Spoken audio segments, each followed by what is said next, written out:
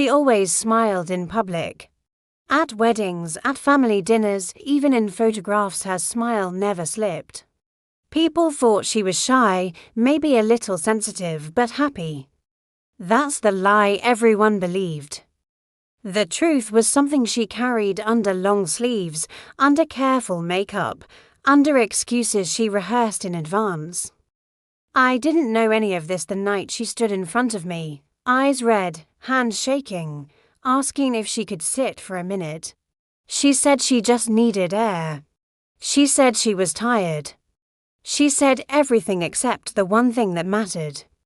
But pain has a way of leaking through silence. As she sat there, the room felt heavier, like the walls themselves were listening. When she reached up to brush her hair back, her sleeve slipped just enough. Just 1 inch. That's all it took. A shadow of purple and yellow bloomed on her skin, old bruises layered over newer ones. My heart stopped. I didn't say anything at first. I was afraid if I spoke, she would pull away, apologize, laugh it off, and disappear back into the life that was hurting her. So I waited. And in that quiet, something broke inside her. Her shoulders collapsed, her breathing turned uneven, and she whispered words I will never forget. Please don't tell anyone. I just needed someone to see me. That was the moment everything changed. Not because she showed me her bruises, but because she finally stopped hiding. She told me how long she'd been pretending. How she learned to cover marks with scarves, how she memorized excuses for every question, how she convinced herself that if she stayed quiet, things would get better. She told me about the man everyone admired, the man who spoke softly in public and raised his voice behind closed doors. The man who promised love but delivered fear. With every word, the picture she had painted for the world cracked a little more. This isn't just a story about bruises on skin. It's about the bruises people don't see, the ones that live in confidence, in trust, in the quiet parts of the soul. It's about how abuse hides in plain sight, and how sometimes survival looks like silence. But it's also about what happens when that silence finally ends. Tonight, I'm telling this story not for drama, not for shock, but because there are people listening who are still hiding their pain the same way she did. And if you stay with me, you'll hear how one secret, finally shared, set off a chain of events none of us expected, and how facing the truth became the most dangerous and most powerful thing she ever did. She used to smile with her eyes before her lips ever moved, the kind of smile that arrived early and stayed late. That was how I remembered her when she was younger, laughing too loudly, apologizing for it afterward, always trying to make the room lighter than it was. But the woman who stood in my doorway that evening carried her smile like a fragile mask, one wrong breath away from cracking. Her sleeves were long despite the heat, her scarf wrapped tighter than necessary. She hugged herself as if the world had suddenly grown sharp edges. We sat across from each other, tea growing cold between us, and she spoke about everything except why she had come. She talked about traffic, about work, about a neighbor's dog that wouldn't stop barking. Each sentence carefully avoided the truth circling us both. When she reached for her cup, her sleeve slid back just enough to reveal a fading mark, yellowed at the edges, like a bruise trying to pretend it had never been there.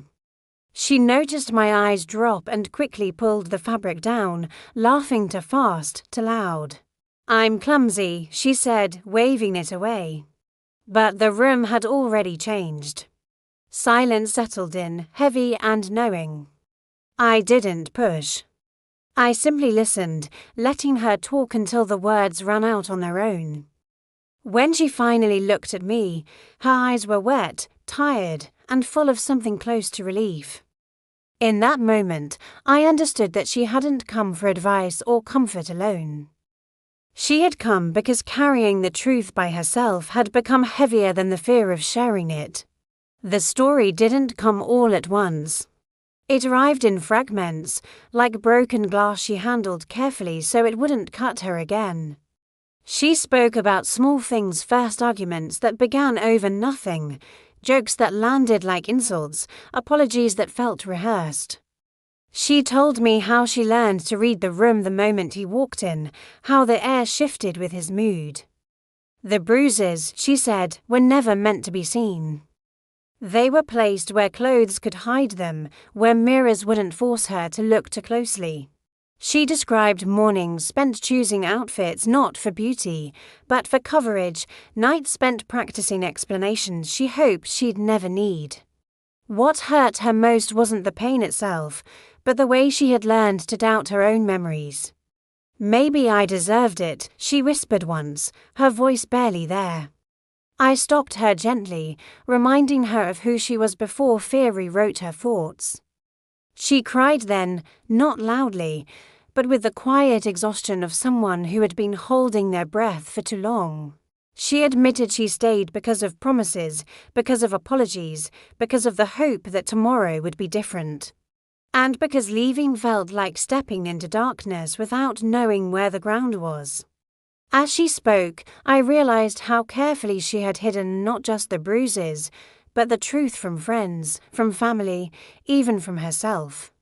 Telling me was the first crack in the wall she had built to survive. We talked long into the night, the hours slipping by unnoticed. I didn't offer easy solutions because there were none. Instead, I asked questions about safety, about support, about what she wanted if fear wasn't part of the equation. For the first time, she allowed herself to imagine a life not measured by tension. She spoke about sleeping without flinching at footsteps, about laughing without checking someone else's face first. There were moments when doubt crept back in, when she worried about consequences, about judgment, about being blamed. I reminded her that silence had already cost her too much. Together, we made a quiet plan, one step at a time. Numbers written down, a bag packed in secret, a promise that she wouldn't be alone anymore. She looked stronger as the night went on, not because the situation had changed, but because she had been seen. Being believed did something remarkable. It straightened her shoulders, softened her breathing. She confessed that telling me felt like betrayal and freedom all at once. Betrayal of the life she had tried so hard to protect, and freedom from the lie that everything was fine. When she finally stood to leave, she hugged me tightly, the kind of hug that says thank you without words. I knew the road ahead would be difficult, but I also knew this was the moment everything began to shift. In the weeks that followed, the bruises faded, but the healing was deeper and slower. There were days she felt brave, and days she wanted to disappear. Each time doubt whispered that it would be easier to go back, she reached out instead. She learned that strength wasn't loud or dramatic. Sometimes it was simply choosing not to lie anymore. Watching her reclaim pieces of herself was like witnessing spring after a long winter. She laughed again, hesitant at first, then fuller, truer. She wore short sleeves one afternoon, catching herself in the mirror and smiling softly, not because the marks were gone, but because she no longer felt the need to hide. Her story didn't end neatly, and it didn't need to. What mattered was that it was finally hers to tell. When she thanked me for being the one she trusted, I told her the truth. She had saved herself the moment she decided not to be silent. And as she walked forward into a life rebuilt on honesty and courage, I understood that sometimes the most powerful act of love is simply believing someone when they finally show you their pain. As the night finally began to fade into morning, I realized this story was never just about bruises or secrets. It was about silence, fear, and the courage it takes to finally speak. Some wounds don't bleed, some pain doesn't scream, and some victims survive by pretending everything is fine. If this story moved you, if it reminded you of someone you know or of something you've lived through yourself, remember this: no one deserves to suffer in silence. And help always begins with being heard. Thank you for staying with this story until the end. If you want to hear more real, emotional, and powerful stories like this, don't forget to subscribe to the channel, like this video, and share it with someone who might need it today. Your support helps these stories reach the people who need them most. Until next time, take care of yourself and never ignore a cry for help, even when it's whispered.